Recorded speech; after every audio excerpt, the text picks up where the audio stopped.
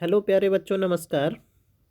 मैं आपका संस्कृत अध्यापक आर गर्ग। बच्चों, आज हम कक्षा 10 के सुभाषितानी पाठ जो आपके जो सिलेबस में है उसकी तीसरी वर्कशीट करेंगे। दूसरी वर्कशीट तक हमने पूरा किया था। आज हम तीसरा वर्कशीट करेंगे जिसमें 2 श्लोक पढ़ते हैं और 2 श्लोक से जो प्रश्न बनते हैं उस पर हम चर्चा करेंगे। बच्चों, पहला श्लोक हम पढ़ते हैं। 5वां जो श्लोक है, क्रोधो हि शत्रु प्रथमो नराणां देहस्थितो देहविनाशनाय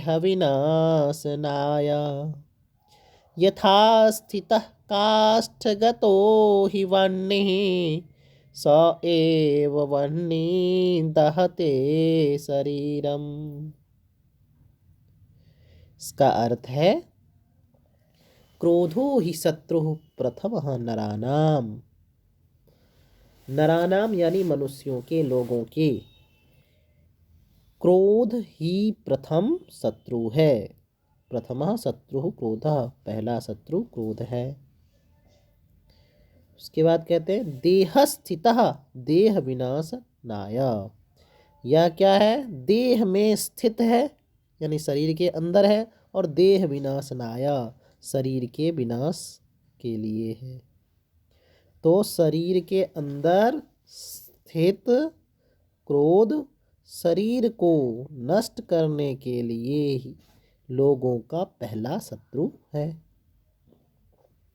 यथा स्थितः काष्ठगतो हि वह्निः। जिस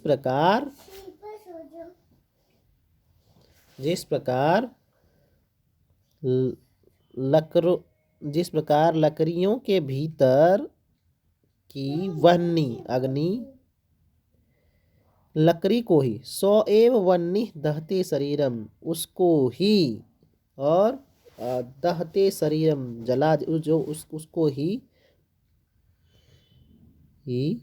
जिस प्रकार लकड़ी के भीतर की अग्नि लकड़ी को ही जला देती है, उसी प्रकार शरीर के भीतर विद्यमान क्रोध मनुष्य के शरीर को जला डालता है।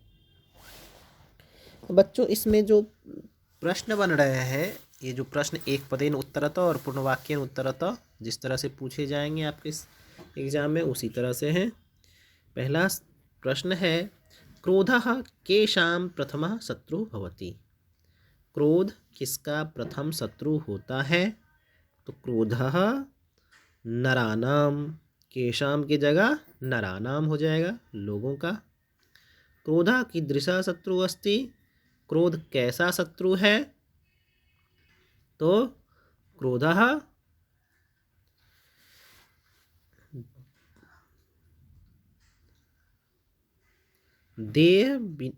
देहस्थितः देह विनाशनाय शत्रु अस्ति। देह में स्थित और देह विनाशनाय, देह को नष्ट करने वाला शत्रु है। फिर इसका पूर्णवाक्येन उत्तरतः, काष्ठगतो वह्निः किम करोति, यानी लकड़ियों में स्थित वह्नि क्या करते, आग क्या करता है? तो काष्ठगतो हि वह्निः दहति, स्वयमेव दहति। काष्ठ में स्थित जो आग है वह स्वयं को ही नष्ट करता है। क्रोधः कम दहते, क्रोधः शरीरम दहते। ये पूरा वाक्य लिखना है इसमें। फिर छठा श्लोक है, मृगा मृगे संगमनुव्रजन्ते गावश्च गोभिः तुरगास्तुरंगैः मूर्खाश्च मूर्खैः सुधया सुधीभिः समानशीला व्यसनेषु सख्यम्।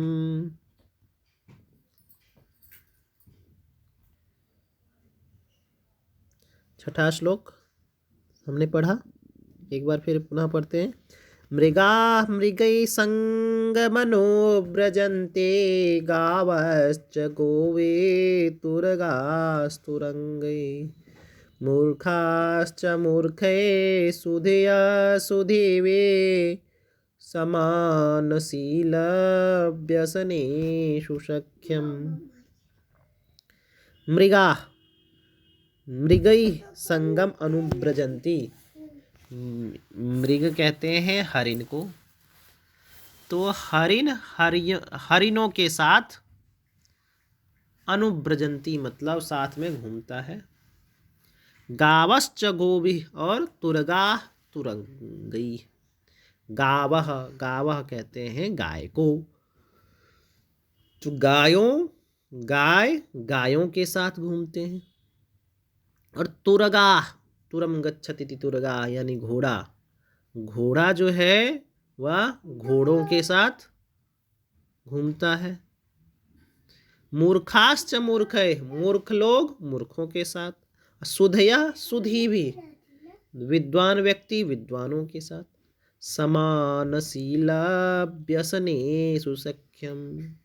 मित्रता क्या करता है, यानी कि मित्रता समान चरित्र और आदतों वालों में होता है। यानी मित्रता अपने समान जो चरित्र है, समान जो आदत है, वैसे ही लोगों के साथ मित्रता होती है। अब इसके एक पदेन उत्तरतः जो प्रश्न है उस पर हम देखते हैं। पहला प्रश्न है कै मृगै सह अनुव्रजन्ति। कौन के मृगै सह अनुव्रजन्ति? तो इसका उत्तर है मृगाः। दूसरा है सुधिभिः सह के तिष्ठन्ति। तो सुधिभिः सह सुधियः।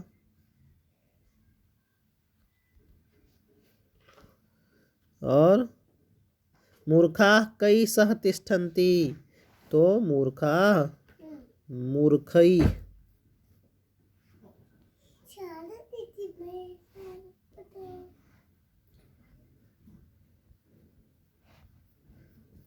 मूर्खैः।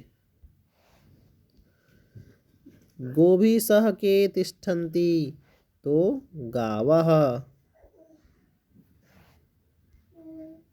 गाय के साथ कौन रहता है? तो गाय। केषु सख्यम भवतु किसके साथ होता है? तो इसका यहाँ से समानशीलेषु व्यसनेषु सख्यम। तुरगाः कै सह अनुव्रजन्ति। तो तुरगैः।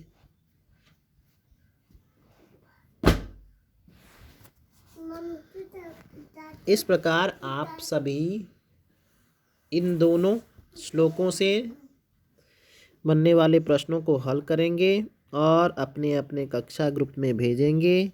आप सभी को यह प्रश्न करना अनिवार्य है, क्योंकि आपकी पढ़ाई ऑनलाइन ही चल रही है।